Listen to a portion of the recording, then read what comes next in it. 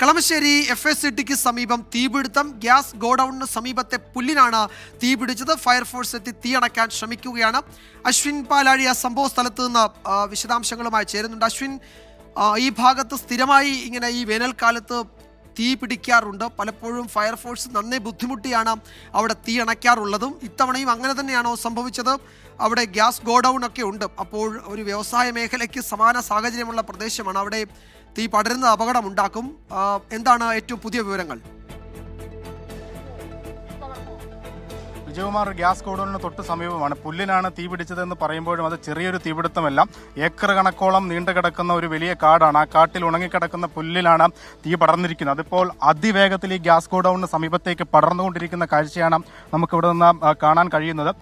അതുപോലെ തന്നെ അതീവ ഗുരുതരമായൊരു സാഹചര്യമാണുള്ളത്. നേരത്തെ നമ്മൾ ഈ സമയം എത്തുമ്പോൾ നമുക്ക് ഇവിടെ നിന്നാൽ തീ കാണാൻ കഴിയുന്ന ഒരു അവസ്ഥയായിരുന്നില്ല ഉണ്ടായിരുന്നത്. അതിപ്പോൾ ഈ ഗോഡൌണിന് അരികിലേക്ക് ഒരു കടൽ തിരമാല വരുന്നത് പോലെ ഇങ്ങനെ പടർന്നുകൊണ്ടിരിക്കുകയാണ്. അത്രത്തോളം ഗുരുതരമായ ഒരു അവസ്ഥ നിലവിൽ ഇവിടെ ഉണ്ട് എന്നുള്ളതാണ് നമുക്ക് മനസ്സിലാകുന്നത്. നിലവിൽ 5ഓളം ഫയർ യൂണിറ്റുകളാണ് ഇവിടേക്ക് ഈ തീ അണയ്ക്കാനായി എത്തിയിരിക്കുന്നത്. ഈ ഗ്യാസ് ഗോഡൌണിനെ സുരക്ഷിതമാക്കുക എന്നുള്ളതാണ് പ്രാഥമികമായി ഫയർഫോഴ്സിന് മുന്നിലുള്ള ഒരു ലക്ഷ്യം. അതിനുവേണ്ടിയുള്ള ശ്രമങ്ങൾ ഫയർഫോഴ്സിന്റെ ഭാഗത്തു നിന്ന് തുടങ്ങുകയും ചെയ്തിരിക്കുന്നു. പക്ഷേ ഈ പ്രതീക്ഷിച്ചതിലും വേഗത്തിൽ തീ ഈ അരികിലേക്ക് എത്തുന്നതാണ് ഏറ്റവും വലിയ വെല്ലുവിളി.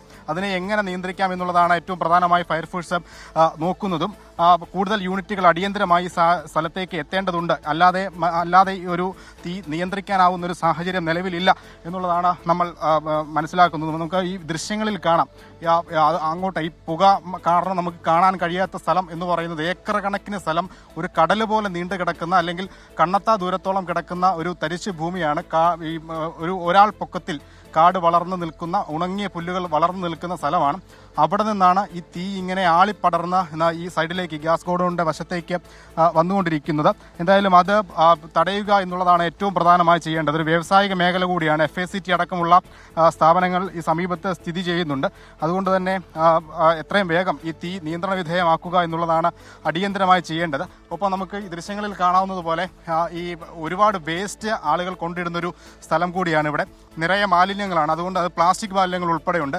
അതുകൊണ്ട് തന്നെ തീ ഇവിടേക്ക് പടർന്ന് പ്ലാസ്റ്റിക് മാലിന്യങ്ങളിലേക്ക് തീ പിടിച്ചാൽ ഒരുപക്ഷെ അത് നിയന്ത്രിക്കുന്നതിന് വലിയ വെല്ലുവിളിയാകും. ഈ പ്ലാസ്റ്റിക്കിൽ തീ പിടിച്ചാൽ നമുക്ക് ഈ ബ്രഹ്മപുരത്തൊക്കെ കണ്ടതുപോലെ ഇതിങ്ങനെ നീറി കത്തിക്കൊണ്ടിരിക്കും. ഉരുകി വീണ വീണ്ടും അടിയിൽ നിന്ന് കത്തിക്കൊണ്ടിരിക്കുന്ന ഒരു സാഹചര്യമാണ് ഉണ്ടാവും എന്നുള്ള കാര്യത്തിൽ സംശയമില്ല. നിലവിൽ ഇവിടേക്ക് ഫയർഫോഴ്സ് വാഹനങ്ങൾ എത്തിയിട്ടില്ല. ഇതിന് മറുവശത്തുകൂടി അപ്പുറത്തേക്ക് എത്തി അവിടെയാണ് ഈ തീ കെടുത്തുന്നതിനുള്ള ശ്രമങ്ങൾ നടത്തിക്കൊണ്ടിരിക്കുന്നത്. ഈ ദൃശ്യങ്ങൾ കളമശ്ശേരി FSCTക്ക് സമീപമാണ്. അവിടെ ഗ്യാസ് ഗോഡൌണിന് സമീപമാണ് പുല്ലിന് തീ പിടിച്ചിരിക്കുന്നത്. അവിടെ ഫയർഫോഴ്സ് എത്തി തീ അണയ്ക്കാൻ ശ്രമിക്കുകയാണ്. ഈ ഗ്യാസ് ഗോഡൌണിന്റെ ഭാഗത്തേക്ക് തീ ആളിപ്പടരുന്നുണ്ട് എന്നത് കുറച്ച് ആശങ്കാജനകമായ സാഹചര്യമുണ്ട്. ആ പ്രദേശത്ത് മുഴുവൻ പുക വ്യാപിച്ചിട്ടുണ്ട്. അവിടെ ഈ മാലിന്യം കൂട്ടിയിട്ടിരിക്കുന്ന സ്ഥലം കൂടിയാണ്. അതിനും തീ പിടിച്ച് പ്ലാസ്റ്റിക് അടക്കം കത്തി ആ പുക അന്തരീക്ഷത്തിൽ പടരുന്നതും ഒട്ടും നല്ലതല്ല. അപ്പോൾ തീ അണയ്ക്കാനുള്ള ശ്രമം തുടരുന്നു.